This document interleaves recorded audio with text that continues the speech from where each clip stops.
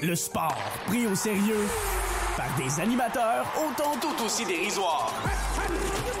Avec Emilio Constanza. I'm a fun guy. Félix Forget.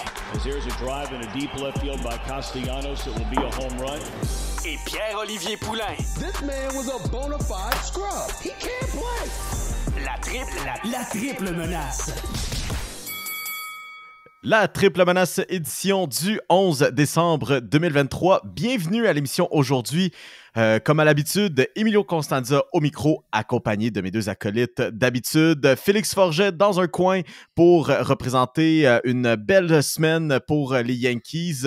Et dans l'autre coin, Pierre-Olivier Poulain pour représenter à la fois les Cubs, s'il est toujours sur le bandwagon, à toi de nous le dire, Félix, là, ou sur les Red Sox qui ont passé une semaine peut-être un petit peu moins cool. Les gars, sinon, on a passé une belle semaine. Je me remets encore du 700 millions de Shohei Ohtani, puis juste essayer de comprendre. J'ai littéralement passé les 24 à 36 dernières heures à me demander qu'est-ce que je ferais avec 700 millions de dollars dans les poches. Je cherche encore la réponse. Non, mais moi, tu vois, ça a été une plus belle semaine dans le sens où mes Titans ont pas encore perdu. Parce ça va arriver demain soir, mais ils ont pas encore perdu cette semaine. Pas encore. Et le plus important, Juan Soto est un membre des Yankees. Après tant d'années de spéculation les Yankees ont besoin d'un bon frappeur gaucher, Juan Soto est finalement arrivé. On va s'en reparler plus tard en détail, là, mais ça a fait ma semaine. Ça a fait ma semaine d'étudiant en fin de session. J'ai enfin Juan Soto dans mon équipe pour au moins un an, peut-être plus. Ça me rend heureux. Les Yankees, 162-0 et une série mondiale l'an prochain. Wow! Ça va juste coûter toute ta santé mentale durant toute la semaine, pendant comme le 36 à 48 heures que l'échange de Juan Soto avec les Yankees c'est imminent, mais on savait jamais quand c'était confirmé. J'étais comme... Horrible. C'était horrible. L'attente était horrible. Exact. Pour ma part, moi, c'était birthday week, fait qu'à gauche et à droite, c'était des anniversaires. 23 ans, voilà. Oui, 23 ans, jeudi, officiellement 23 ans, fait que l'ordre des âges n'a toujours pas changé ici. Ça reste quand même toi le plus vieux pop, moi dans le milieu et Félix tout en bas de l'échelle. Mais j'ai reçu un truc vraiment cool, OK? Ma blonde, elle me demande qu'est-ce que tu veux pour ta fête? Moi, je sais pas, il n'y a pas grand-chose dans la vie. Je suis comme, hey, j'en ai vraiment besoin. Fait que j'ai dit, you know what, tu sais quoi? Je veux un pingouin. Tu sais, je donne quoi d'absolument fuck all. Tu sais, donne-moi un pingouin. Tu sais, je m'attends peut-être à recevoir, genre, je suis pas un plushie d'un pingouin, tout ça. Elle m'arrive tantôt avec un cadeau. Elle dit, ben, tu m'as demandé un pingouin. Fait qu'il y a une affaire qui s'appelle Fallow. Ça travaille avec des organisations tout autour du monde de préservation d'espèces, d'animaux qui peuvent être en voie de disparition ou tout autre, ou des animaux en captivité qui sont remis après ça en liberté. Elle m'a acheté ça. J'ai un pingouin maintenant là-dessus. J'ai un pingouin associé à mon nom. Puis dans le fond, il y a même son petit backstory. Fait que moi, mon pingouin, il s'appelle Néo. Néo, depuis qu'il a été libéré en septembre, il a parcouru 35 km depuis qu'on a commencé à le tracker. Néo, c'est supposé être un jeune mâle qui a peur un peu de tout, puis il se cache en dessous d'un buisson à longueur de journée. C'est le truc le plus insane que je trouve. Puis avec l'application, pour les gens à la maison, on va pas peut-être trop le tracker, mais en ce moment, Néo, et c'est un pingouin qui réside sur la côte de l'Argentine, en Amérique du Sud. Fait que pas tant si loin que ça du El Salvador. Juste un peu, pas à côté, là, mais... Juste un peu, mais peu importe qui veut venir me faire chier, moi, j'ai le plus gros flex de l'année, j'ai un pingouin. Ça, c'est comme le monde qui achète genre un pied carré de terre en Écosse, puis ils peuvent genre un certificat pour dire qu'ils sont lord d'un terrain en Écosse. Ça, c'est à peu près le même genre de flex. Exact, mais moi j'ai un pingouin. Puis ce qui est le fun, c'est qu'après ça, avec l'achat, puis au passage, c'est aucunement commandité, c'est juste le truc le plus cool ever. Mais si vous voulez une commandité après ça... moi je vais acheter tous les pingouins qu'il faut, là. Puis... l'argent qui est amassé avec ce qu'on vend, en fait ce qu'on achète, tout ça s'en va justement à ces organisations-là de préservation d'espèces en voie de disparition et tout autre. Fait que c'était ma petite tranche de vie de la journée. Fallait absolument que je partage ça. Puis ça vient avec un petit bracelet. Fait que j'ai un petit bracelet qui vient avec ça, mais là, on le verra pas, mais il y a comme une petite silhouette de pingouin là-dessus pour signifier que je suis propriétaire d'un pingouin maintenant. Puis je peux voir... Propriétaire d'un pingouin en liberté. Je peux voir grâce au tracking où est mon pingouin Néo. Anyways! La presse, si vous cherchez des stagiaires l'été prochain, ça là, tu peux pas... Ça va prendre toutes les candidatures possibles. Je sais pas, j'ai pas encore un doctorat ou... bref. On va parler de sport cette semaine parce qu'on l'a quand même teasé en début d'émission. On l'a teasé la semaine dernière, on l'a teasé le mois passé, on l'a teasé au premier épisode. Shohei Ohtani allait être agent libre. C'est arrivé. Mais maintenant, il a trouvé preneur. Le derby, il est finalement terminé. Et après une semaine de journalisme un peu douteux de certains médias au sud de la frontière, comme ici, par rapport à la position de... Pour de vrai, vite, j'avais des flashbacks de Kawhi Leonard en 2019 par rapport à où il se trouvait. C'était identique, là. Ben, écoute, Kawhi Leonard, quand il est arrivé à Toronto, c'est probablement l'affaire la plus proche qui est arrivée, qui se rapproche le plus de Shohei Ohtani depuis le fameux The Decision de LeBron James. Mais c'est parce que The Decision, ça date d'il y a déjà 12 ans, quand les insiders puis Twitter, c'était pas aussi puissant qu'énergie qu'aujourd'hui. Je me demanderais à quel point The Decision serait... tout ce processus-là serait si ça avait arrivé en 2023. Ça serait fait genre sur la plateforme Uninterrupted, sur un live stream sur Twitch pour LeBron James. C'est une façon d'aller chercher un peu plus d'onde. Mais tu sais, sur le sujet de Kawhi Leonard, puis après ça, l'été d'après, quand il allait être agent libre, c'était comme une campagne de savoir où il allait être. Bref, on a surpassé ça. Shohei Ohtani est agent libre. On parlait, bien sûr, des Dodgers. On parlait des Yankees. On parlait de l'option la plus plate qui était de retourner chez les Angels. Mais Callis, le gars, il s'en va déjà de un, il s'en va pas trop loin de chez eux, là, en Californie. Chez les Dodgers, mais les boys, le montant. Hey, la semaine passée, on a-tu pas l'air maintenant assez des caves d'avoir pensé que on pensait peut-être 500 millions finalement, vu qu'il va pas pouvoir pitcher de la saison? Moi, je pensais, on disait 600 millions, puis ça, c'était dans un scénario où il pouvait le lancer l'année prochaine. Puis on se disait, mais là, vu qu'il ne pourra pas le lancer l'année prochaine, c'est ça, déjà son deuxième Tommy John, on va être conservateur, peut-être 525, 550. 700 millions de dollars US. Ça n'a pas de bon sens. Ça n'a pas de bon sens, mais je veux dire, le montant, je vous le dis, première fois que je l'ai vu, il a fallu que je relise une deuxième fois. Puis je pense que c'est Joey Votto qui disait sur Twitter, qui dit j'ai vu la notification sur mon téléphone, c'est à peine si je suis pas tombé sur mes genoux au café pendant que j'étais en train de prendre mon café. Puis je suis d'accord avec Joey Votto. Moi aussi, j'ai comme besoin de le relire une deuxième fois. Non. Le tweet de Joey Votto, il manque encore le bout le plus drôle du tweet. C'est genre, il avait dit, je me suis quasiment ramassé à genoux, puis personne n'est venu me voir pour essayer de voir si j'étais correct. Mais c'est tellement un montant qui dépasse l'entendement, parce que tu regardes les plus hauts salariés dans la MLB en ce moment, c'était Justin Verlander et Max Scherzer qui touchaient respectivement 43,33 millions par année. Mais dans les deux cas, on parle de contrats sur 2 ou 3 ans respectivement. Et là, tu regardes Ohtani qui, en salaire annuel, la structure du contrat fait en sorte qu'il y a beaucoup de cet argent-là qui est différé, qui va être payé plus tard, donc après la fin de son contrat. Mais ça reste que 700 millions sur 10 ans, c'est un salaire annuel de 70 millions. C'est pas le double, mais c'est pas si loin que ça d'être le double des plus gros contrats qui étaient justement structurés pour être des gros salaires à court terme. C'est surréel. Ça n'a aucun bon sens comme contrat. Et je dis pas qu'Ohtani le mérite pas.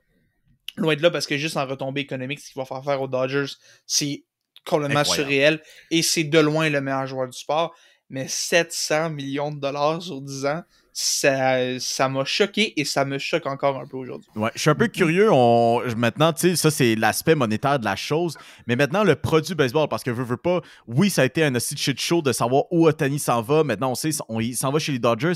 Maintenant, parlons des choses sérieuses. Les Dodgers, maintenant.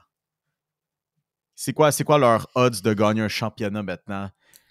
Peut-être pas l'année prochaine avec un Clayton Kershaw qui gagne en âge, qui n'a peut-être plus la même endurance qu'auparavant, mais maintenant, tu sais bien que tu as un pitcher comme quand même pas pire qui s'en vient après Clayton Kershaw l'année prochaine. En théorie, il devrait oui. lancer en 2025. En théorie, il devrait lancer en 2025. Est-ce que ça va se faire? Moi, je pense que oui. Félix puis moi, on a eu comme un genre de léger débat intéressant, un peu en offre durant le week-end, justement, quand la nouvelle est sortie. Est-ce que Shohei Ohtani, éventuellement, pourrait être un meilleur s'il était un releveur en fin de 9e manche? C'est pas aussi fou, mais là, tu donnes 70 millions par année pour un gars qui frappe puis qui lance une manche par soir. C'est là que j'ai de la misère un peu. Mais tu sais, en même temps, de la façon que je le voyais, puis pourquoi, selon moi, Ohtani est meilleur comme un releveur, un gars comme ça, veut pas, les ennuis de blessures vont venir le chercher. On l'a vu avec l'Angels cette année, il y a eu beaucoup de blessures, ces ennuis de santé ont été bien documentés. Mais là, tu vois, en l'utilisant comme un releveur, tu peux mieux contrôler sa charge de travail. Tu sais, il revient pas aux 5 matchs, il revient pas. Puis c'est surtout qu'il lance pas 5, 6, 7 manches d'un coup, il lance une manche et son stuff, tu vois, ça a une énorme rapide, puis toutes ces balles à effet qui sont exceptionnelles aussi. Tu regardes ça reste que Ohtani a le stuff d'un très bon releveur. Est-ce que ce serait forcément facile dans le sens où peut-être que ce serait plus compliqué de le faire passer de frappeur désigné à releveur? On l'a vu quand il l'avait fait pour le Japon à la Classique mondiale de baseball. Ça y avait pris une certaine adaptation parce qu'il n'était pas habitué, c'est la première fois qu'il le faisait. Mais peut-être que ce serait une bonne idée pour les Dodgers pour maximiser leur investissement et le garder à plus long terme. On voit souvent des releveurs qui gagnent mieux en âge que des lanceurs comme Ohtani et avec une charge de travail de frappeur qui va être assez intense. Pour moi, c'est une idée que les Dodgers vont devoir convoiter. Le problème, par exemple, c'est qu'en ce moment, tu regardes la rotation des Dodgers, c'est pénible. Ça va mal. En quel lanceur tu as confiance? Bobby Miller? Bobby Miller, c'est ton meilleur lanceur en ce moment. Peut-être Kershaw s'il revient, mais est-ce que son épaule est encore... Est-ce qu'il reste quelque chose dans cette épaule-là? Après la dernière saison... C'est ça, il n'y a plus rien. Puis on a vu Julio Urias qui a des démêlés avec la justice. Dans les dernières années, t'as eu des gars comme Eugene Rio qui sont partis, des gars comme... Trevor Bauer, Tyler Anderson. Là, t'as des gars comme Tony Gonsolin et Dustin May et j'oublie un autre, Walker Buehler, qui vont revenir dans les prochaines années de grosses opérations. Mais des gars qui reviennent d'une opération, tu sais pas à quoi ça ressemble. Et Ohtani rentre aussi dans cette catégorie-là. Pour moi, tu parlais des chances des Dodgers de gagner la Série mondiale. C'est sûr qu'avec Mookie Betts, Freddie Freeman puis Shohei Ohtani, c'est impossible de penser que les... Genre, tu commences un match, genre, c'est ces trois-là, back-à-back, tu dois affronter. Bonne chance. Puis je veux dire, c'est sûr que ça fait peur comme trio, puis t'auras pas le choix de les affronter parce que justement, ils sont 1, 2, 3, puis t'es pas pour remplir les buts avec aucun retrait en première manche. Mais ça reste qu'au-delà de ça, pour moi, Ohtani change pas. Fait pas des Dodgers nécessairement les favoris dans le sens où il y a encore des trous dans cette formation-là. La structure du contrat d'Ohtani, qui est comme en mettant de l'argent après le contrat, fait en sorte que les Dodgers s'achètent un peu de flexibilité et je pense qu'on va aller chercher 1 ou 2 lanceurs par temps pour vraiment solidifier ce noyau-là, parce qu'il y a encore des trous à combler, et surtout qu'Ohtani veut gagner, on est mieux de se donner une chance de gagner dès maintenant pour pas qu'il commence à se tanner un peu de son expérience avec les Dodgers. Mais moi, Félix, ce que je pense, c'est, tu sais, là, il a commencé à avoir des rumeurs aussi, là, est-ce que c'est vrai ou non? Est-ce que Yoshinobu Yamamoto pourrait devenir un candidat pour les Dodgers? Est-ce que les Dodgers seraient assez fous pour aller donner quasiment un autre 300 millions à un lanceur japonais qui n'a aucune expérience en Amérique du Nord encore pour l'instant? En tant que fan des Yankees, j'espère que non. Je veux que les Dodgers se tiennent le plus loin possible de ça. Oui, parce que les Yankees sont quand même parmi les favoris, si je dis pas de bêtises. Oui, c'est les Yankees. En ce moment, ça joue surtout... On parle d'une course entre les Yankees et les Mets. Et les Mets. Les Yankees et les Mets, mais tu regardes ça, puis... Ohtani est un bon ami de Yamamoto, les deux se connaissent très bien, puis c'est peut-être un attrait pour Yamamoto d'aller rejoindre Ohtani dans une équipe qui va être bonne. Tu sais, ça peut pencher dans la balance, puis tu sais, je suis convaincu que les Mets travaillent fort, ils ont été le rencontrer au Japon, les Yankees le rencontrent demain d'ailleurs aux États-Unis, je pense que ça va être dans le Bronx, ça n'a pas été confirmé, mais je pense que c'est dans le Bronx qu'ils vont faire ça. Tu sais, on se donne des bons arguments de vente des deux bords, mais je pense que les Dodgers aussi... Je pense que ce serait fou de les écarter, même s'ils viennent de donner un contrat complètement absurde à Ohtani. Je pense que Yamamoto est une excellente idée, surtout pour une rotation qui, on en parlait, a des points d'interrogation. Yamamoto, encore très jeune, 25 ans, qui va être un excellent lanceur, possiblement pour 10 ans encore, comme un bon numéro 2 ou même un numéro 1. Je pense que ce serait fou de penser que les Dodgers considère pas au moins la possibilité d'aller ramener Yamamoto avec son compatriote japonais Ohtani. Si on avait à mettre de l'argent là-dessus, Yankees ou Dodgers? Moi, tu vois, je vois encore les Mets. Je vois. Il me semble que ça serait le genre des Mets. Je pense que Steve Cohen, là, il vient de libérer un peu du salaire dans les derniers mois en se débarrassant de certains éléments, mais le connaissant puis l'avoir allé sur Twitter, c'est pas quelqu'un qui va aller sur un rebuild, ça va juste être un retool. On va juste rebalancer certaines choses. Pas mal sûr que Steve Cohen va tout faire pour aller chercher Yoshinobu Yamamoto, quitte à y laisser sa chemise s'il faut. Non, mais je pense que les Mets vont être très agressifs. Puis, tu sais, surtout l'attrait de voir ce que Kodai Senga a fait à sa première année dans la MLB avec les Mets. On parlait de retrouver Ohtani, il pourrait retrouver Senga aussi, qui est un de ses bons amis aussi, je pense. Cette équipe-là du Japon était vraiment tissée serrée. Puis la plupart des gars qui étaient là, étaient très proches les uns des autres. Je pense que les Mets vont avoir faim aussi. Est-ce qu'on va vouloir être plus prudent? Parce que, si je me trompe pas, on a encore la plus grosse masse salariale de la Ligue. Peut-être que les Dodgers viennent de dépasser. J'ai pas les chiffres avec Ohtani, mais je pense que c'est entre les Mets et les Dodgers que ça se joue. On a de l'argent encore dans les livres chez les Mets. Et les Yankees l'ont dit. On n'a pas peur. On va avoir faim. Soto était un bon premier move, mais là, il faut qu'il y ait le deuxième move. Un peu comme l'année passée. On avait été chercher Aaron Judge. Après ça, c'est Carlos Rodon qui est arrivé. Là, on a Juan Soto. Qu'est-ce qu'on va chercher après? Pour moi, c'est là que ça va devenir intéressant et je pense que c'est trois équipes à ne pas sous-estimer. Pour moi, ça va se jouer entre ces trois-là. Si j'avais un vieux 2 piastres à mettre, par exemple, je pense que j'irais sur les Mets aussi, mais j'espère me tromper et j'espère qu'il va rejoindre les Yankees dans les prochaines semaines. Pop, t'as les chiffres? Pour confirmer ton point, Félix, les Mets sont effectivement, au moment où on se parle, la plus grosse masse salariale avec 223,9 millions de dollars tout juste devant les Phillies de Philadelphie qui sont 223, quasiment 0.1 et les Yankees sont au 3e rang. Et malgré le fait qu'ils viennent de donner 700 millions de dollars à Shohei Ohtani, les Dodgers se pointent au 15e rang avec 130,9. Mais mais ça inclut pas Ohtani, je pense. Non, ça ne doit pas inclure Ohtani parce que... Mais écoute, mais je pense que avant de signer Ohtani, les Dodgers étaient comme avant-dernier ou dernier dans la masse salariale. Là. Tout était vidé, justement. Ça fait 2 ans qu'on essaie de chercher du salaire le plus possible pour aller chercher Shohei Ohtani. Et on l'a obtenu. C'est that's it. Ouais, exact. Puis là, maintenant, chez les Dodgers, on doit faire un peu de mouvement parce que là... Il y a un échange qui avait été annoncé cette semaine de Ken Rosenthal, échange impliquant, on disait les Dodgers et on parlait, exact, des Yankees, comme quoi, c'est ça qu'un échange avait été conclu. Et on sait toujours pas. C'est ça, ça a été annoncé en tout début d'après-midi aujourd'hui. Puis en fait, ce qu'on sait de cet échange-là, c'est que 2 gars sur l'alignement de 40 des Dodgers vont aller aux Yankees pour un espoir qui n'est pas sur l'alignement de 40. Qui sont les 3 gars dans l'échange? Personne ne le sait en ce moment. Peut-être que ça va sortir pendant qu'on enregistre un peu plus tard, mais en ce moment, personne ne sait les détails de cet échange-là. Ça va être intéressant de voir. Les Yankees ont dit qu'ils voulaient des lanceurs. Peut-être qu'on va aller piger dans un des lanceurs-là. Je pense à peut-être Bruce Gratterall qui pourrait être une possibilité. Mais c'est des noms à surveiller. Pour aller chercher Shohei Ohtani puis Mookie Betts. Ouais, Shohei Ohtani, Mookie Betts contre Juan Soto, Aaron Judge et Garrett Cole. Non, mais ça leur prend de la place sur le 40, fait qu'ils peuvent pas échanger des gars sur le 40. Non, on joue à MLB le show, là, présentement. On fait des échanges qui n'ont aucun bon sens. Parlant de trucs qui n'ont pas de bon sens, le fait que Juan Soto a été la 2e plus grosse nouvelle de la semaine. On peut-tu en jaser? On le voit, là, mais il est super content. Le gars est au 7e ciel. Là. Mais tu vois, moi, ce qui me ferait, tu dis Juan Soto était la 2e plus grosse nouvelle de la semaine.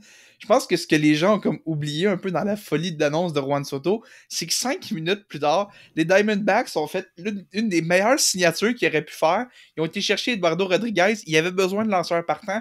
Ils ont été chercher un des super bons sur le marché. Mais c'est arrivé 5 minutes après l'annonce de Juan Soto. Tout le monde s'en est complètement foutu d'Eduardo Rodriguez.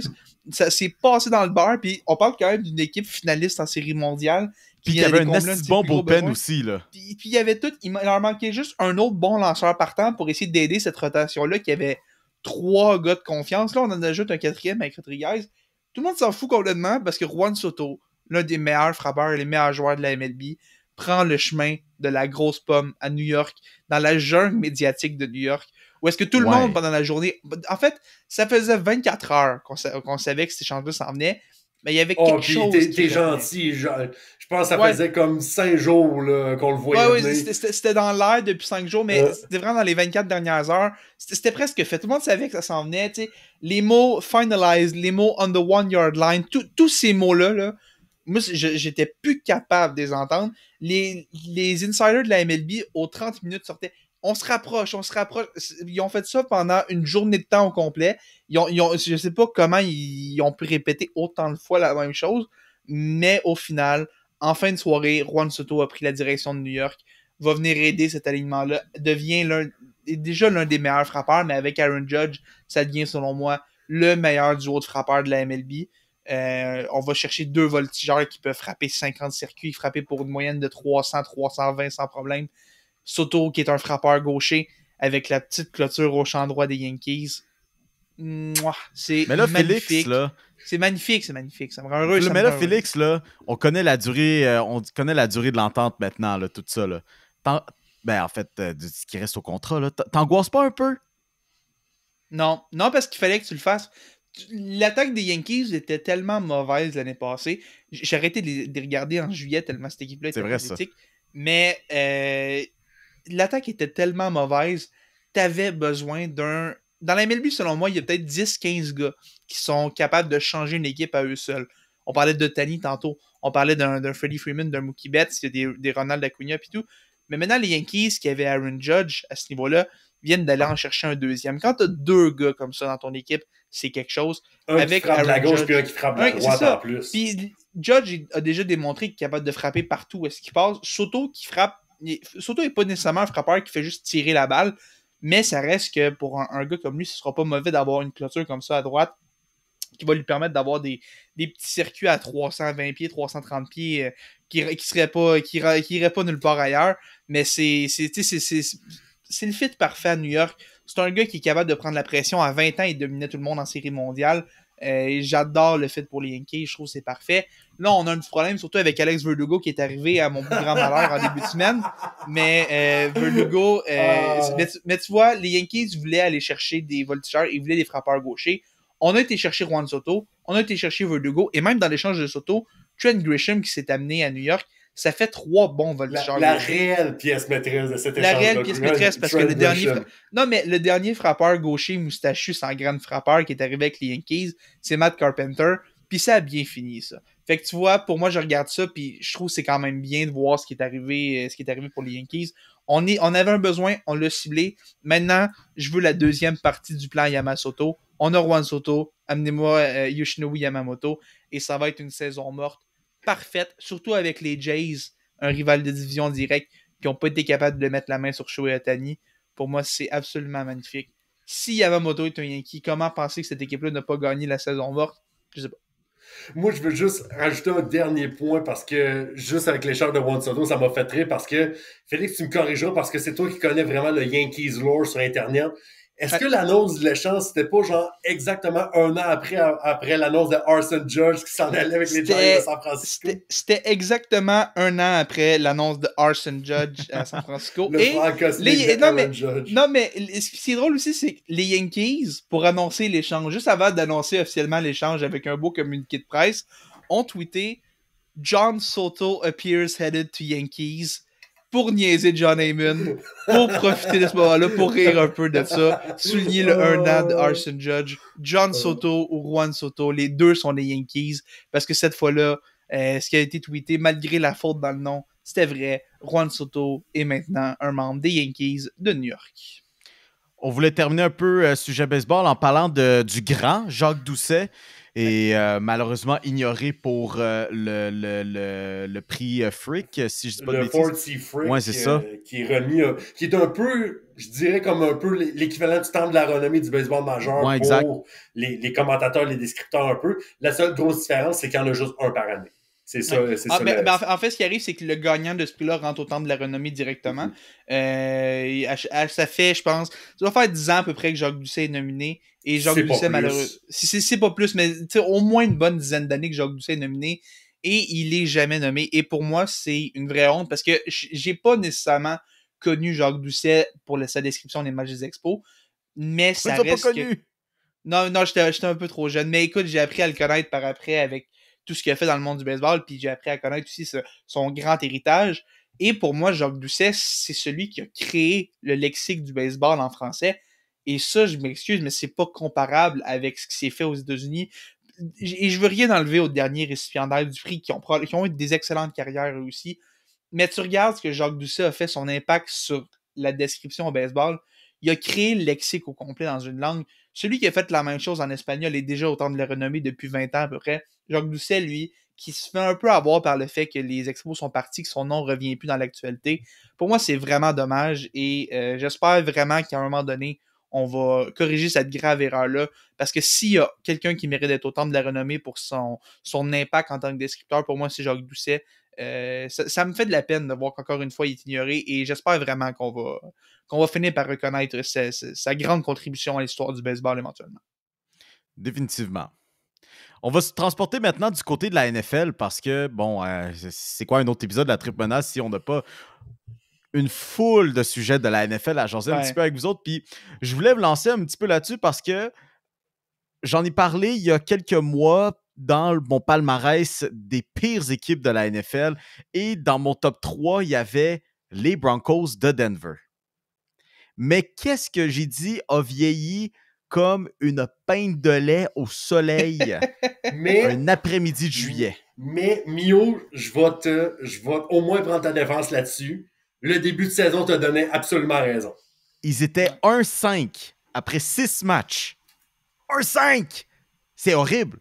Comment on se dit, dans la même division que les Chargers, en qui on avait un peu des attentes, en tout cas mieux que 5-8 en ce moment, et les Raiders, peut-être une équipe qui pouvait peut-être terminer, je sais pas moi, genre un 8-9 ou un 7-9, mettons, là, à baisse. Exact, de quoi de même. Et, by the way, les Chiefs, comment c'est possible? Ben, câlisse, les Broncos sont maintenant à 5 victoires et 1 défaite à leurs 6 derniers matchs. Russell Wilson, legit, est en train de cook. Et c'est arrivé aujourd'hui à la défensive des Chargers contre aussi Justin Herbert qui absolument rien cook aujourd'hui. C'était mort. Ben, il s'est blessé oui. En plus, il n'a même pas fini. Il n'a même pas fini la game. Keenan Allen a quand même eu aussi a fait une tentative de passe aussi dans le match qui était quand même drôle. Oui. Mais je suis en train de reculer real quick sur depuis que Russell Wilson. C'est-tu la première fois que les Broncos sont au-dessus de 500 depuis que Russell Wilson est arrivé à Denver? Il semble que oui. Il avait perdu le premier match le dépassé parce que je me souviens qu'Hackett n'était pas capable de gérer ses time-outs puis il avait manqué un long placement. Voilà. Mais je pense qu'ils ont été en bas de 500 toute l'année passée. Ils n'ont jamais été en haut de 500 puis les Broncos se battent maintenant pour une place en série. Qui aurait prédit ça? Wow! Moi, c'était 0 sur mon bingo card cette année. Parlant de ce qui n'était pas sur mon bingo card cette semaine, ni cette fucking année, les gars, là. Je peux pas croire que je m'apprête à dire ça. Mais Joe Flacco et là, c'est au-delà d'un match. Là. Joe Flacco! Là, c'est au-delà d'un match, là. Parce que là, on a jasé la semaine passée, c'était drôle. Joe Flacco est de retour dans la ligue. C'était drôle. Ah, exact. Fuck off. Motherfucker. Le gars va compléter la saison en tant que corps arrière partant pour les Browns de Cleveland. Non, mais t'as peu. Parce que il va pas finir corps arrière partant d'une équipe de bas de classement. Il va finir corps arrière partant d'une équipe au plus fort de la course aux séries. Parce qu'en ce moment, les Browns sont 8-5. Mais Joe Flacco est leur homme de confiance dans cette course aux séries-là. Joe Flacco, on est en 2023. Pour 300 verges aujourd'hui, là. C'est pas rien. Non, il y a eu un super bon match. Joe Flacco a été très bon aujourd'hui. Mais voyons, on est en 2023, puis Joe Flacco, vraiment... 38 ans, Joe Flacco, carrière, partant dans la NFL, c'était déjà un peu... Ça aurait été genre absurde. Partant dans la NFL pour une équipe qui s'en va peut-être dans séries éliminatoires, dans une équipe qui était dans la même division que les Ravens de Baltimore. Non. Je refuse. Je suis en train de faire une plainte aux scripteurs de la NFL cette année. C'est absolument démesuré, c'est trop. Mais Ouais, Mio, pour de vrai, ils en ont réservé du grand cette année. Là. Mais Mio, je veux juste te dire quelque chose. Ah non. Les Steelers de Pittsburgh. Ouais. Est-ce que tu peux me dire la dernière fois que les Steelers, un carrière des Steelers de Pittsburgh a amassé 250 verges et 2 passes de toucher dans un même match? Ben Roethlisberger en séries éliminatoires contre les Browns en 2019. Aucun carrière depuis que Big Ben a pris sa retraite n'a lancé pour 250 verges. 250 verges et 2 touchés, c'est juste la moyenne pour un carrière genre bon dans la NFL. Les Steelers n'en ont aucun depuis que Big Ben a pris sa retraite. Joe Flacco est 2 en 2 depuis qu'il est avec les Browns de Cleveland. C'est un... Ah, tu comprendrais pas. The standard is the standard. The standard is standard. Standard Steelers QB mid, mais... mais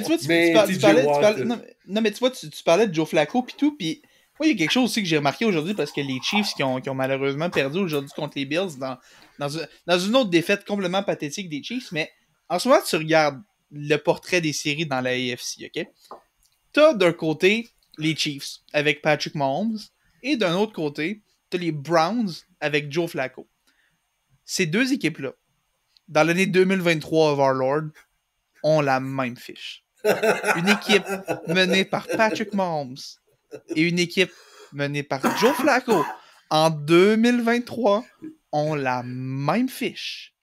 Attends, pareil. Joe Flacco, PJ Walker et toutes les autres de Sean et Nick Chubb qui est genre mort après genre 2 semaines d'activité. C'est sans Nick Chubb. C'est sans Nick Chubb qui font ça, c'est fou. C'est fou. Puis ils se me trompent pas, ils ont perdu leurs 2 plaqueurs offensifs aussi. Jack Conklin, il finit pour l'année et Jedrick Wills, il aussi, je crois. C'est exact. C'est 2 gros morceaux qu'on a perdus. Les Browns ont été tellement amochés, mais même à ça, sont 8-5. Sérieusement, si Kevin Stefanski n'est pas l'entraîneur de l'année, arrêtez de donner le prix. Pour vrai, c'est miraculeux ce qu'il fait avec du patchage puis un nouveau carrière par semaine. C'est tellement impressionnant. Gros respect à Kevin Stefanski que, je vais l'avouer, par le passé, j'ai trouvé un peu insignifiant par moment, mais il fait un travail exceptionnel cette année. Tout mon respect à Kevin Stefanski qui mérite amplement cette chance-là avec les Browns cette année, qui fait de l'excellent travail. J'ai pas le choix. Shout-out aussi à David Njoku dans cette victoire-là qui a été sensationnelle. On parle parfois peu des Titans, à part National Titan Day, apparemment que c'est une fête dans la NFL, mais shout-out David Njoku là-dessus. On parle de matchs explosifs, on parle de belle histoire. Allons complètement du côté de l'inverse.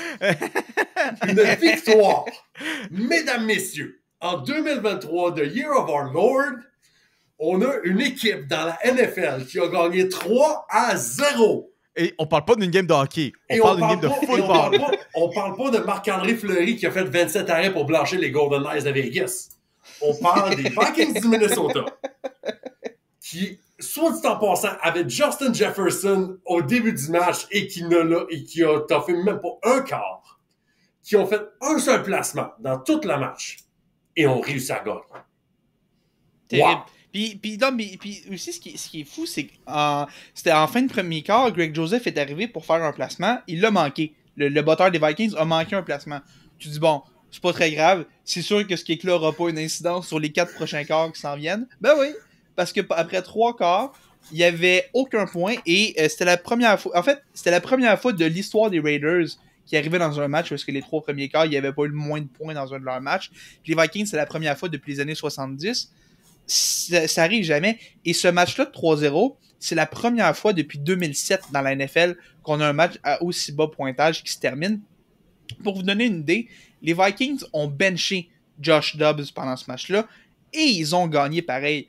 Quand tu benches ton corps arrière et que tu gagnes quand même, c'est souvent qu'il s'est passé des affaires vraiment bizarres dans ce match-là. Puis même, le coach des Raiders qui se tannait un peu aussi, qui a fait sortir ses gars un peu plus tôt après, au retour de la demi pour les faire courir un peu sur le terrain, puis qui ont fait un gros meeting d'équipe, ces lignes de côté après le 3e quart. Les 2 bords ont essayé de se partir, mais c'était mauvais après mauvais après mauvais, puis c'était pas du grand jeu défensif, c'était vraiment du mauvais jeu offensif. Il y a une nuance entre les deux. Les défenses étaient correctes, les attaques étaient à vomir. C'était pathétique. Si vous êtes un entraîneur, vous voulez apprendre à comment bien jouer à l'attaque à vos joueurs, regardez pas ce match. Sérieusement, vous pouvez faire mieux. Regardez le match des Chiefs contre les Rams au le Monday Night Football au Mexique il y a une couple d'années de ça. Ça avait fini 54-51. Ça avait été un vrai match offensif. Ce 3-0-là, prenez-le, mettez-le au vidange, je n'en parle plus jamais. C'est arrivé. Les Vikings ont eu leur victoire. Les Raiders ont eu leur défaite. On garde ça mort pour toujours. Même. D'habitude, je dis tout le temps que je vais pas me sentir mal si quelqu'un ne le regarde pas, mais là, je vais dire, je suis désolé pour les gens qui ont regardé ce match-là. Je suis désolé pour tout le monde qui a voulu regarder du début à la fin. Vous pouvez être fan des Vikings, vous pouvez être fan des Raiders, je m'en fous, je me sens mal pour vous. Non, mais ça. Imagine, on est, mettons, jeudi. Tu es un fan des Vikings, tu te fais dire. Premièrement, les Lions de Détroit vont perdre et une défaite dure, tu sais, c'est pas une défaite par un placement, là. Les Lions de Détroit vont perdre contre les Bears de Chicago. Déjà là, en partant, ça part déjà mal. Là, on dit que Justin Jefferson va revenir au jeu et que ton équipe va marquer 3 points. Et que malgré tout ça, les Vikings du Minnesota auront réussi à rétrécir le corps au classement dans la division. C'est à se vomir dans les mains. Mais Dieu sait que j'aime ça parce que ça fait juste un peu plus de chaos à toutes les fois. Et Dieu sait que le chaos, moi j'aime ça, surtout dans la NFL. On va conclure rapidement sur le bloc NFL un peu. On en a parlé légèrement un peu. Les Rams, excusez-moi, les Bills contre les Chiefs. Encore une fois, les receveurs de passe. Écoute, je trouvais ça déjà chanceux que Kadarius Toney survive à la première semaine après ce qui est arrivé. Là, mon homme, là j'espère que tu as appris ta leçon et tu vas pas aller sur Twitter ou Instagram ce soir parce que, mon Dieu, tu vas faire passer ça. Pour ceux qui n'ont pas vu le match, c'était quoi? C'était 27 pour les Bills en fin de match. Patrick Mahomes qui décoche une passe à Travis Kelce. Et Travis Kelce qui... C'était même pas préparé, c'était totalement improvisé. Regarde Kadarius Toney, lui lance une passe latérale, ça va marquer un toucher. Là, on pense que les Chiefs viennent prendre les devants par 4 points avec environ 1 minute et 15-ish à faire. Et là, on se rend compte, pénalité. Neutral zone infraction, Kadarius Toney, celui même qui fait le toucher, on décidé, il avait pilé, il avait traversé la zone neutre et le toucher refusé. Les Bills l'emportent. Et surtout, ce que je veux vous amener, c'est que là, la frustration commence à monter chez les Chiefs de Kansas City. On a vu Chris Jones, d'ailleurs, au 3e quart, avec un de ses entraîneurs, qui a d'ailleurs une tablette, mon chum, sur la séquence. Je sais pas. Moi, je suis sûr qu'il doit y avoir une genre de police d'assurance là-dessus ou un règlement, parce que, mon Dieu, des fois, les tablettes mangent une volée. Et tu as vu Patrick Mahomes, qui est un gars intense, mais qui garde toujours un certain composure, complètement jappé sur ses coéquipiers et sur les officiels après la rencontre. Je vais faire un petit shout-out à Producer Ali. Est-ce qu'on est inquiet pour les Chiefs? Et est-ce que notre prédiction collective de les Chiefs au Super Bowl, on commence à être inquiet un peu? Oui, en majuscule. J'étais inquiet pour les Chiefs.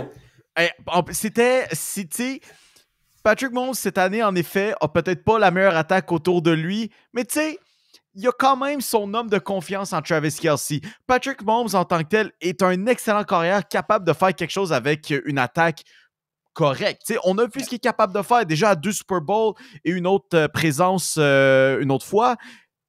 Puis en plus, ça donne que cette année, c'est la meilleure défensive qu'il a jamais eu dans son temps chez les Chiefs de Kansas City. Reviennent d'un Super Bowl, le vent dans les voiles, et on se fait donner ça.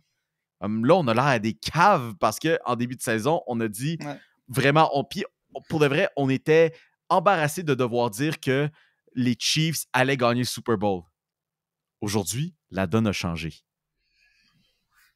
Mais moi, tu vois, je regarde ça, puis j'étais inquiet pour les Chiefs la semaine passée. La défaite contre les Packers au Sunday Night Football a fait mal. C'était un match qui était très, très prenable pour les Chiefs et on l'a quand même échappé.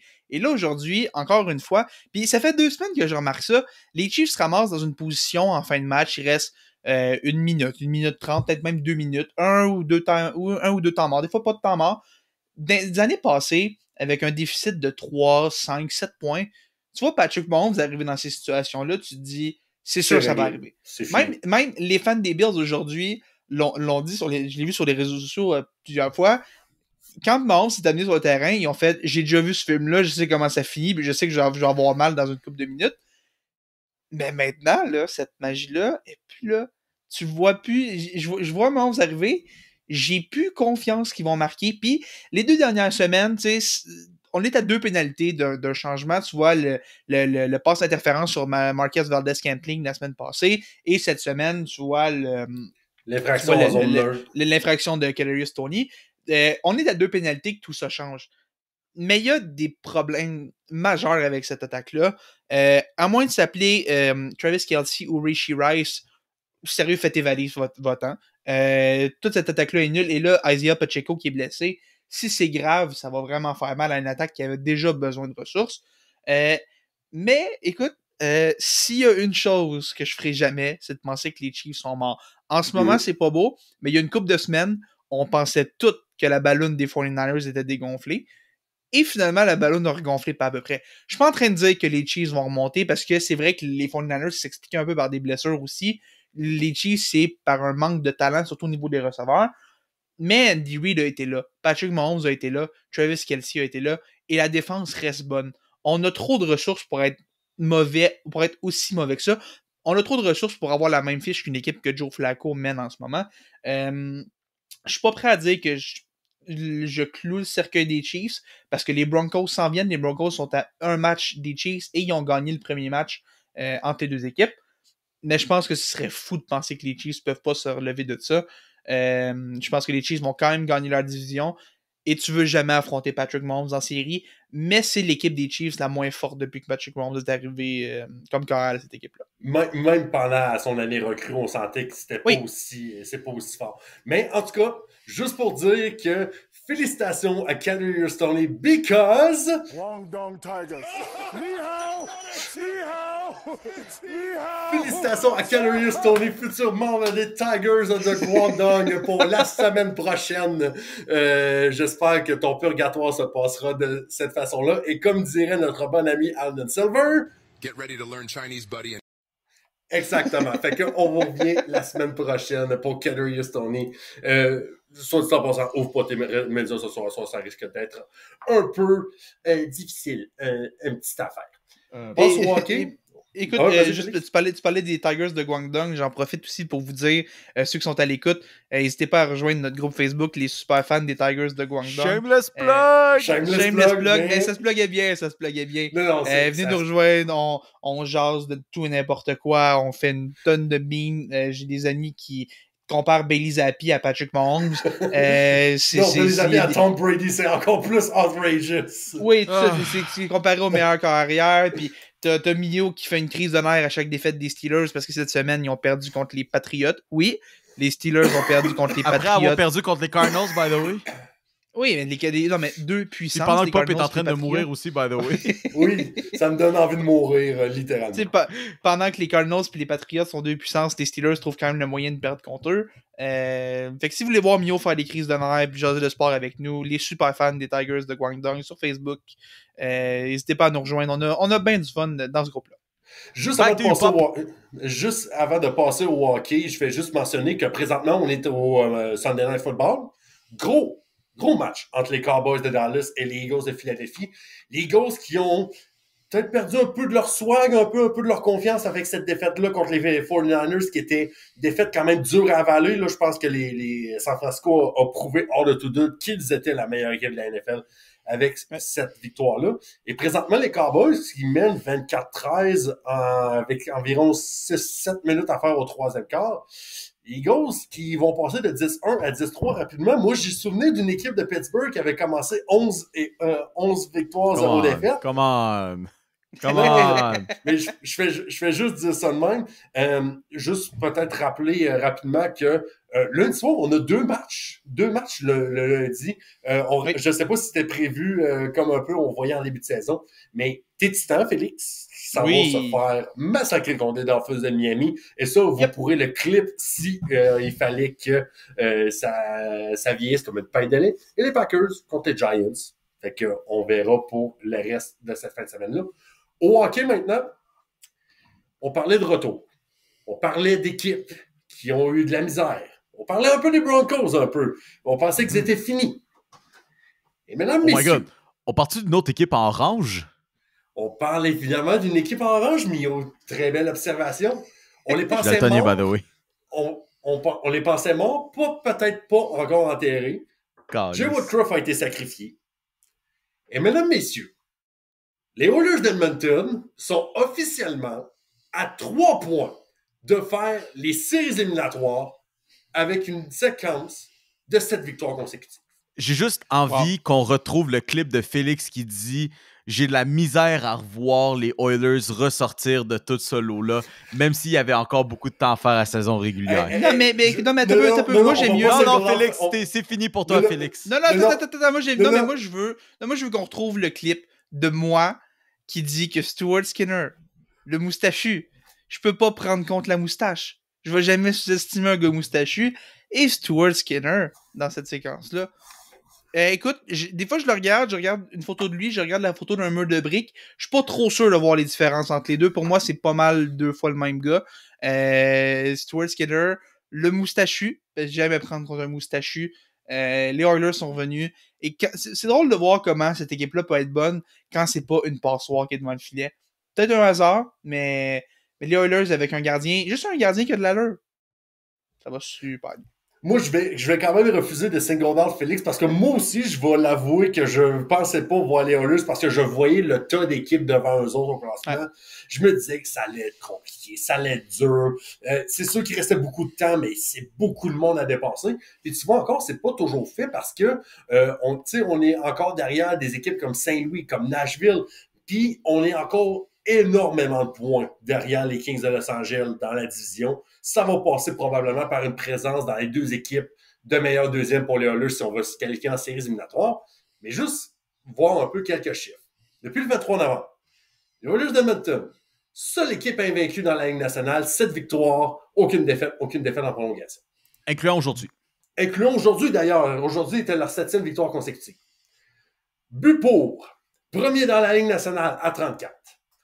But contre, une faiblesse qui a toujours été marquante chez les Oilers d'Edmonton, premier dans la Ligue nationale. 12 buts contre à leurs 7 derniers matchs. Évidemment, ça ne serait pas les Oilers d'Edmonton si on parlait un peu de leur avantage numérique, à quel point ils en dépendent, comme moi, je dépends de l'oxygène et du yoga aux framboises après l'enregistrement du podcast le dimanche soir. 43,5% d'efficacité sur le jeu de puissance à leurs 7 derniers matchs. C'est juste absolument démentiel. Et deuxième pour le désavantage numérique à 95,8%. OK, mais comment t'oublies cette séquence de Connor McDavid qui a il a laissé tout le monde. C'est une game de Mario Kart. McDavid, il a laissé tout le monde faire leur premier tour tout seul, tranquille, pour que McDavid, il parte en dernier, il ait ses bonus, il ait pas l'attention de personne. Puis là, on parle de 23 points à ses 9 derniers matchs. Puis avec ça, McDavid réinsère déjà le top 10 des marqueurs de la Ligue nationale cette saison. Honnêtement, je veux dire, les plus amateurs, les fans les plus convoités, les plus attentifs pour tout ce qui est fantasy, pour tout ce qui est paris sportif, honnêtement, en ce moment, ils vont se frotter les mains pour ceux qui ont mis des paris sur McDavid dans les dernières semaines avant cette séquence-là parce que, mon Dieu. Écoute, moi, je serais quasiment pas surpris que Connor, d'ailleurs, qui a un contrat avec un sportsbook, une compagnie de paris en ligne. Ah, c'est... Je serais même pas étonné que, genre, il ait fait exprès, genre, c'est-tu quoi? On va laisser un handicap de, genre, 15-20 points aux autres. Hey, si ça, c'est une affaire, là... Autres, oh my God. Puis je vais cover le spread à la fin de l'année. Checkez-moi bien aller. Puis, tu sais, Connor McDavid est rendu à 36 points. 10 buts, 26 passes, 36 points au 8e rang. Mais il est juste à 3 points du top 3 qui est David Pastrnak, là.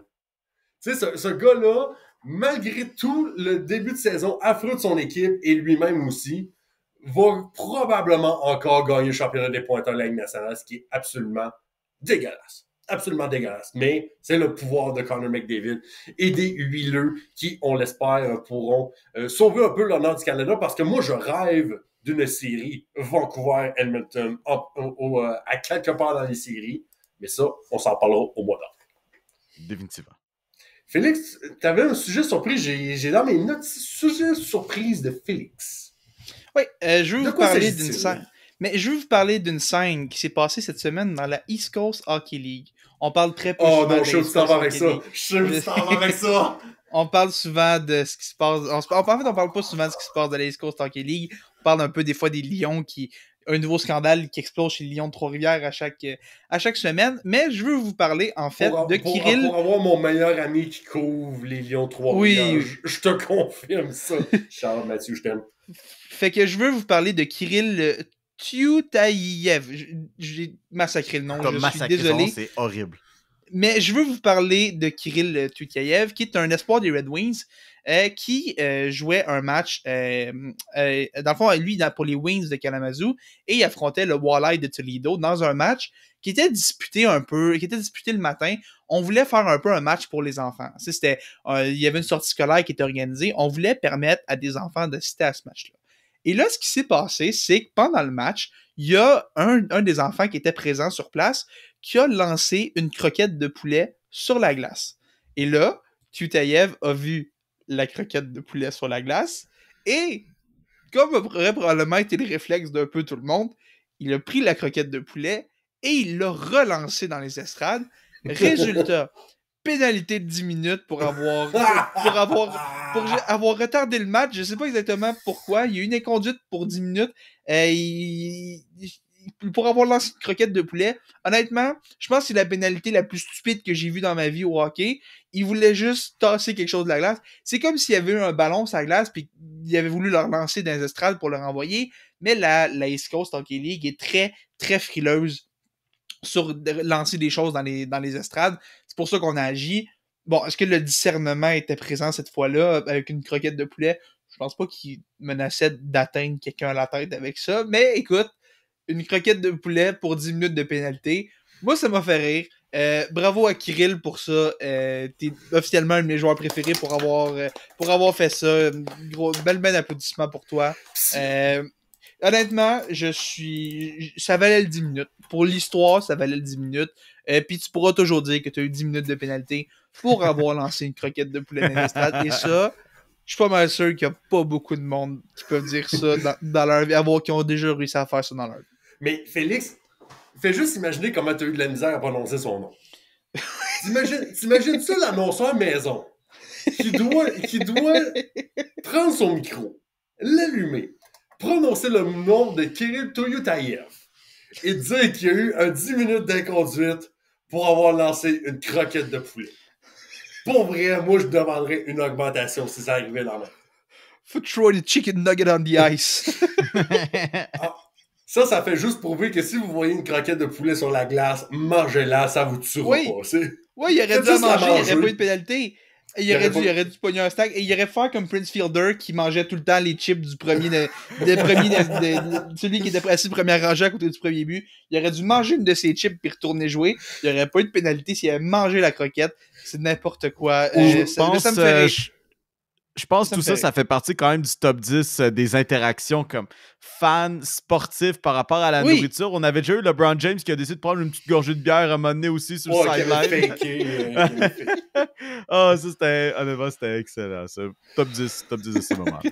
Écoute, on est dans les Dark Days un peu, là, ces temps-ci. Là, on rentre dans le mois de décembre, là, ce qu'on ciblait un peu dans les Dark Days de la Ligue nationale de hockey.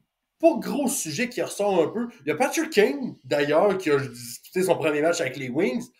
Patrick Kane, là, moi, je vais vous faire une confidence. Mon joueur préféré de tous les temps, moi, c'est Alexander Ovechkin. Moi, je pourrais faire n'importe quoi à ce gars-là pour l'aider à aller battre son record de win rate. N'importe quoi. Puis le jour où il va prendre sa retraite, je vais être triste. Au numéro 2, c'est Patrick Kane. Mais en tout cas, il a descendu numéro 3 quand il est allé avec les Rangers de New York, mais ça m'est affaire. Là, il est remonté numéro 2. Moi, je le voulais à Chicago. Moi, je rêve du jour de revoir Patrick Kane à Chicago parce que 2013, Patrick Kane c'était une menace pour la société avec Chicago. Avec la coupe de cheveux aussi, là. Il y avait la bonne vieille coupe Longueuil avec my God, marques. C'était juste parfait. Ça, mais ça, c'est dans le temps où il aimait prendre des taxis. Ah ben ça... You really wanted to go there, aren't you? Tu voulais vraiment qu'on aille se rendre là. Non, mais je te pose la question. En tout cas, je vais le dire après. Mais tout ça pour dire que j'espérais vraiment que Patrick Kane revienne à Chicago parce que c'est la nature normale des choses. À la limite, je voulais qu'il aille à Buffalo par la belle histoire parce que c'est un gars de la région de Buffalo. Mais moi, vous dire une affaire, j'ai vu Patrick Kane avec l'uniforme des Red Wings de Détroit. Ouh! That was hard. Pour vrai, c'était hard. Là. Je trouve que ça fait tellement bien. Pour vrai, là, Patrick Kane avec les Red Wings. Et là, tu retrouves avec Alex DeBrincat, qui d'ailleurs a fait une passe sur le premier but de Patrick Kane dans l'uniforme des Wings. C'est juste parfait. C'est juste plate que son retour au jeu a été marqué par un total collapse de son équipe qui a bousillé une avance de 4-1 contre les Sharks de San Jose pour perdre en overtime. Ça, c'est ce qu'on appelle tu sais, quand on dit que il y a quelqu'un qui s'oppose à ton mariage, tu sais, quand on dit s'il y a quelqu'un qui veut s'opposer au mariage, qui disent maintenant que tu te fermes la gueule à jamais, ben ça, les Sharks de San Jose, c'était ça. C'était juste incroyable. Mais écoute, tu parles de Patrick Kane, puis j'ai été assez vocal dans ce podcast-là sur le fait que j'ai des doutes sur ce que Patrick Kane va être capable d'amener cette saison. Je parlais d'après 25 points en 40 games, qui était à peu près le rythme que j'avais. Le mois W. À date, c'est modeste au niveau de la production de points. Il était à 1 point en 2 matchs. Il était un but qui... il s'est gâté pour le célébrer d'ailleurs, et je le comprends avec toute la remise en forme qu'il a dû faire. Les journalistes de Chicago qui disaient honnêtement, ça fait des années que je l'ai pas vu célébrer un but comme ça. Ça lui a fait du bien. On sent que ça n'a pas été facile pour lui. Puis il commence à bien se sentir. Mais je vais faire mon mea culpa. Il est encore tôt. Mais après 2 matchs, Patrick Kane a l'air vraiment mieux que je pensais. Il a l'air bien. Ça a l'air d'être le bon vieux Patrick Kane. Là, la question, c'est de savoir est-ce que ça va tenir sur quand la fatigue va commencer à s'accumuler. Les matchs vont suivre. Et à un moment donné, peut-être que son corps va le lâcher un peu plus. Mais jusqu'à maintenant, Patrick Kane me fait mentir parce qu'il a l'air bien. Je vois un Patrick Kane confortable sur la glace, ce que j'ai pas vu avec les Rangers. Avec les Rangers, on le sentait embêté par quelque chose et là, on le voit qu'il est pas revenu à son niveau d'antan parce que ce serait un standard surréel à s'attendre de quelqu'un. Mais c'est beau de voir ce que Patrick Kane fait en ce moment et j'espère qu'il va continuer à me faire mentir. Parce que j'aimerais que Patrick Kane continue d'être super bon. C'est un joueur qui est tellement électrisant, puis ses instincts offensifs sont assez évidents. Il va être le meilleur joueur américain de l'histoire du hockey quand il va prendre sa retraite. Sans aucun doute. Sans aucun doute. Puis tu regardes ça, c'est pas beaucoup de gars qui sont des meilleurs fabricants de jeux que lui. À date, ça va bien. Je lui souhaite que ça continue le plus longtemps possible. Donc, shout-out Patrick Kane de me faire mentir à tes 2 premiers matchs et je te souhaite que ça continue le plus longtemps possible sur cette belle séquence. Quelqu'un qui est aussi sur une pente ascendante, tranquillement, et j'insiste sur le mot tranquillement, mais éventuellement sûrement. Notre beau Juraj, là. Juraj Slafkovský. Oui. Je suis content de le voir avec Nick Suzuki et Cole Caulfield. Ça, là, je pense que de plus en plus, avec ce qu'il commence à montrer, je pense que ça va être la solution long terme à Montréal. Ce ne sera pas toujours parfait, ce ne sera pas toujours beau, mais je pense que ça va être ça la solution. Et là, tranquillement, mais sûrement, on le voit sortir de sa coquille. Et on a vu Juraj Slafkovský se battre, mesdames, messieurs, qui a littéralement droppé les gants. Et ça, c'est pas que je veux encourager la bagarre, mais voir un angry Juraj Slafkovský, ça me donne des émotions. OK, peut-être pas autant d'émotions que quand il a sorti Devon Levi de ses shorts en tir de barrage quelques minutes plus tard, mais c'est pas loin. Non, puis ce qui est intéressant de Slafkovský, c'est qu'on l'a vu, ça fait 1 an maintenant, plus qu'1 an qu'on le voit à Montréal, puis on se dit, il manque juste un petit peu de confiance. Si la confiance vient, s'il apprend à faire confiance à ses habiletés, parce que c'est un gars extrêmement talentueux, qui a un gros gabarit, puis il a le talent pour performer. On le voit, il y a eu des flashs. C'est évident que ce gars-là peut être un bon attaquant dans la LNH, mais il manquait une dose de confiance. Et clairement, le mettre avec Nick Suzuki et Cole Caulfield, ça rapporte jusqu'à maintenant. On l'a vu en tir de barrage hier. Sa célébration, le Are You Not Entertained, ce gars-là est en confiance. Ce gars-là commence à vivre sa meilleure vie dans LNH. Et je pense même plus que c'est une déclaration qui est trop forte de dire qu'en ce moment, Juraj Slafkovský est le meilleur attaquant du Canadien. Pour moi, il est meilleur que Cole Caulfield et il est meilleur que Nick Suzuki en ce moment. Je dis pas que c'est le meilleur joueur de l'équipe en ce moment, mais je dis, tu regardes, mettons, les 5-6 derniers matchs, pour moi, Slav, c'est le meilleur attaquant de cette équipe-là. C'est le plus constant. C'est plus constant. Ça. C'est le plus constant, ça c'est sûr. Ça, c'est le plus constant. Mais c'est sûr que ça se traduit pas encore sur la feuille de pointage, malheureusement, dans mon cas. Mais ça va venir. Ça va éventuellement venir. Puis, écoute, ce gars-là peut encore aller au championnat mondial de hockey junior, genre, le mois prochain. Tu sais, à la fin du mois. Tu sais, Kid, il y a 19 ans, là. L'année prochaine, il pourrait encore jouer pour les Foreurs de Val-d'Or s'il pouvait. Fait que c'est juste pour montrer que ce gars-là est encore jeune. En tout cas, j'attends juste de voir si les Otters d'Arrier pourraient avoir une surprise puis avoir Juraj Slafkovský l'année prochaine à 20 ans, mais ça, c'est une autre affaire. Écoute, s'il y a une affaire que Slav montre depuis une couple de semaines, c'est que sa place dans LNH. Puis tu vois, tu disais ça se traduit pas encore en points. Tu sais, cette semaine, là, tu le regardes, il était à une passe, à un poteau de Nick Suzuki d'avoir une passe, il était à un arrêt miraculeux de marquer un autre but. Les points vont venir. En ce moment, il est un peu malchanceux pour ça, puis le fait qu'il n'y a pas beaucoup, tu sais, il y a le premier trio, puis après ça, c'est tellement mince à Montréal, sans Kirby Dax, sans Alex Newhook, puis sans tous ces gars-là, même Tanner Pearson qui est tombé au combat hier. Tu regardes tous ces gars-là, tu sais, ça fait, il y a plus beaucoup de monde autour. Je pense que plus ça avance, on va voir Slafkovský commencer à amasser des points, et quand Dak va revenir l'année prochaine, quand Newhook va revenir cette année, et quand tous ces gars-là vont revenir l'aider, moi, je suis pas du tout inquiet, les points vont finir par venir, parce que quand un gars joue bien de même, les points finissent par venir. Je suis pas du tout inquiet pour Slav. Pour moi, ces derniers matchs sont extrêmement encourageants. Il fait tout bien en ce moment, puis les résultats vont finir par venir, c'est le processus, puis je suis pas du tout inquiet pour sa production sur le moyen et sur le long terme.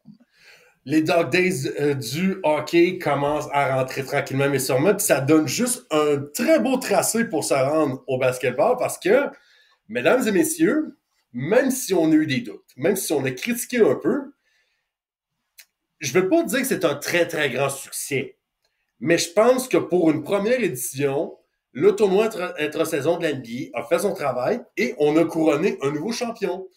Et évidemment, qu'un tournoi unique en son genre, organisé en marge de la saison, allait évidemment être gagné par LeBron James et les Lakers de Los Angeles, parce que le narratif ne meurt jamais. Tout ça pour faire encore plus de jokes sur Mickey Mouse, Orlando, la bulle, le Mickey, etc., etc. Moi, je fais juste dire que Michael Jordan n'a jamais gagné le tournoi intra-saison. I rest my case. Michael Jordan n'a jamais gagné 500 000 $ à Vegas. Mais sans blague, honnêtement, le tournoi, ça a fonctionné. On en a jasé. Il y a du monde qui ont tune in sur ces games-là. Le monde ont découvert réellement, surtout d'un côté, là, les Pacers de l'Indiana. Puis ça doit être ce que je retiens le plus de ce tournoi-là. Fuck les Lakers. Les Lakers, on savait déjà. Là. Mais de découvrir les Pacers à ce point-là, à quel point c'était une machine offensive qui, avant le match contre les Lakers, ont moyenné 134 points par match dans les games de tournoi.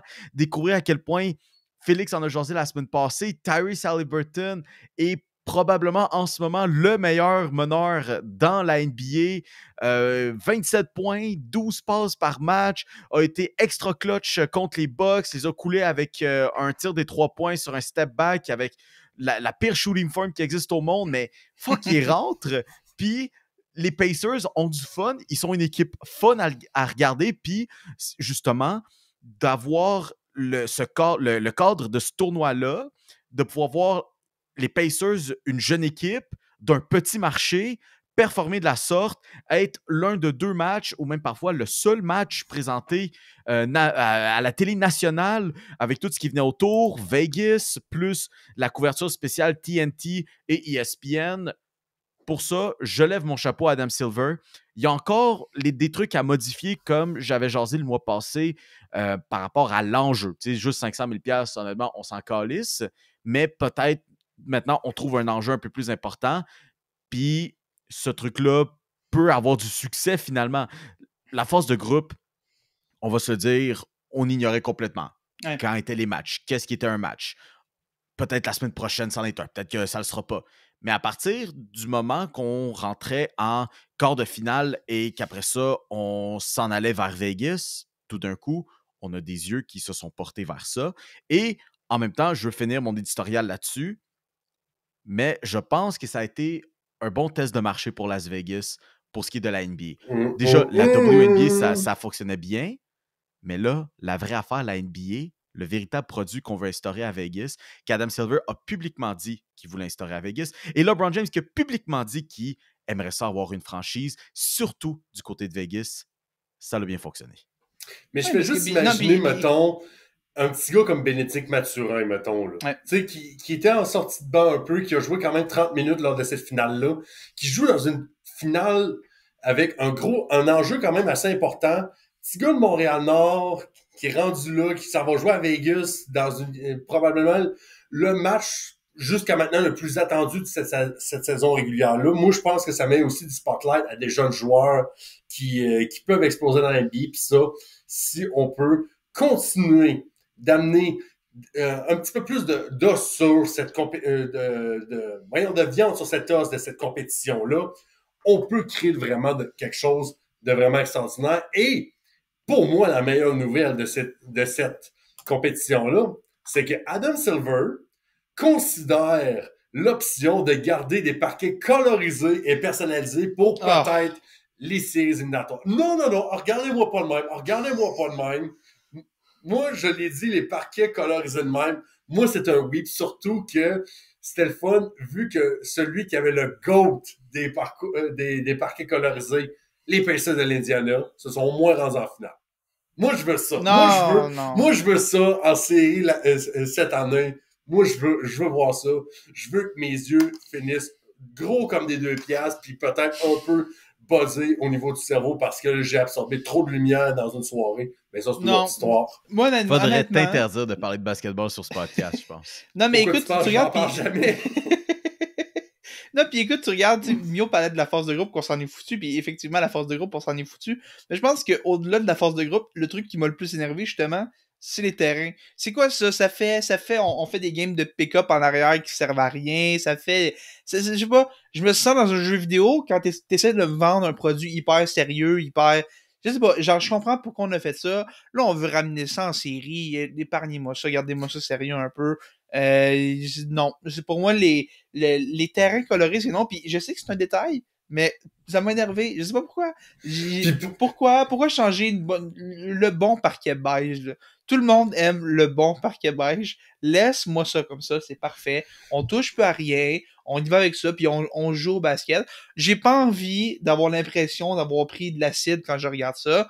Il y a du rouge, du bleu, du jaune. Qu'est-ce que c'est ça?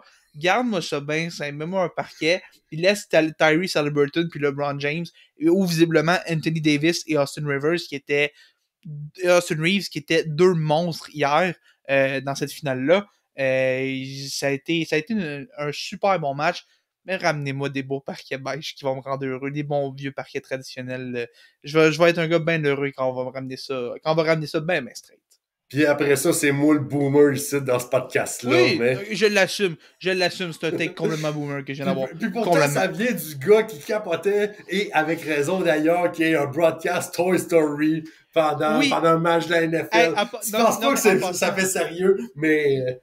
Non, mais en passant, parlant de ça, c'est en début de semaine, Nickelodeon a annoncé que pour le Super Bowl, on va avoir un broadcast de Bob l'Éponge avec Bob l'Éponge, Patrick, Sandy et tous les personnages de Bob l'Éponge qui va être une diffusion alternative du match où est-ce qu'on va avoir tous ces personnages-là. Je pense que je vais accorder trop d'importance à ce match-là pour aller le voir à Bikini Bottom, mais ça me rend vraiment heureux de savoir que Bob l'Éponge va être représenté après Toy Story, 2 de mes franchises pour enfants préférés. Très, très content de ça. La nostalgie en moi est bien activée avec ça. Est-ce que je suis en train de me demander, est-ce que les pubs... Moi, j'aimerais ça que les pubs, genre, pendant le Super Bowl, soient adaptés en Bob l'Éponge. J'aimerais ça. Oui, je veux ça. Je veux tu ça. sais, mettons une publicité de Budweiser ou de whatever, genre, mais c'est juste remplacé par Bikini Bottom, des personnages de Bob l'éponge, ça serait Donne-moi une excellent. pub de pâté de crabe. Donne-moi une pub du Chum Bucket. Donne-moi ça. Donne-moi tout ça, je veux ça. Écoute, ça. une pub de pâté de crabe pendant que je me bourre déjà d'aile de poulet de nachos. Et de Oui. Félix va se sacrifier. Il va se sacrifier pour garder un Super Bowl des colonies. Non, je penserais pas, mais j'aime l'idée. Surtout pour les enfants, je trouve qu'on va rejoindre un public super le fun avec une super bonne idée. Je trouve que c'est une super bonne idée de la NFL et de Nickelodeon pour ça. Et je l'écouterai pas sur le coup, mais je vais regarder les faits saillants de Nickelodeon, ça c'est sûr et certain. Over, under, 3,5 ans avant que la NFL nous propose un match de la NFL de la patte patrouille. Oh! Non, mais ça, j'aimerais pas ça. J'ai pas grandi avec ça. Non, mais ça va. Moi, je suis sûr d'ici 3 ans, là, ils vont nous offrir un match de la NFL patte patrouille. Et là, je vais dresser une ligne parce que là, on va être allé trop loin. Every day we stray over away from God himself. Exact. Mesdames et messieurs, c'est ce qui met fin à cette édition du 11 décembre de la Triple Menace. À surveiller quand même cette semaine, Pop l'a mentionné un peu plus tôt à l'émission, mais on va avoir un double affrontement au Monday Night Football. En un premier temps, je tiens à le rappeler, on va avoir les Titans contre les Dauphins, alors que de l'autre côté, nous allons avoir les Packers contre les Giants. Jeudi, on va avoir quand même on va encore avoir du football, donc ça va être les Chargers qui vont être contre les Raiders. Risque d'être absolument mid comme match-up. Pour ce qui est du Canadien, on a 2 matchs cette semaine. Donc, mercredi contre les Penguins de Pittsburgh. Ça tombe bien, je parlais de Penguins en début d'émission. D'ailleurs, j'ai reçu une notification. Mon Penguin en ce moment va bien. Ça va être contre les Islanders samedi soir. Les autres tableaux, t'as pas acheté un Tamagotchi, là? Ou Gros, j'ai un Penguin, man. Il s'appelle Neo en plus, là. Imagine si c'était... Non, mais imagine si s'appelait Sydney. Bruh. Oh my god. Pas vrai, je pense que j'aurais viré sur le top. Ça pour dire. Fait on peut toujours nous rejoindre sur nos réseaux sociaux, comme on l'a dit encore une fois, on répète la même cassette, mais groupe Facebook, super fan des Tigers de Guangdong, où on pose des mimes ou choses de toutes sortes.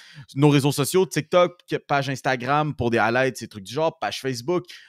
Toujours, encore une fois, nous suivre sur Twitter, chacun individuellement. Pierre-Olivier Poulain, Félix Forget, Emilio Constanza.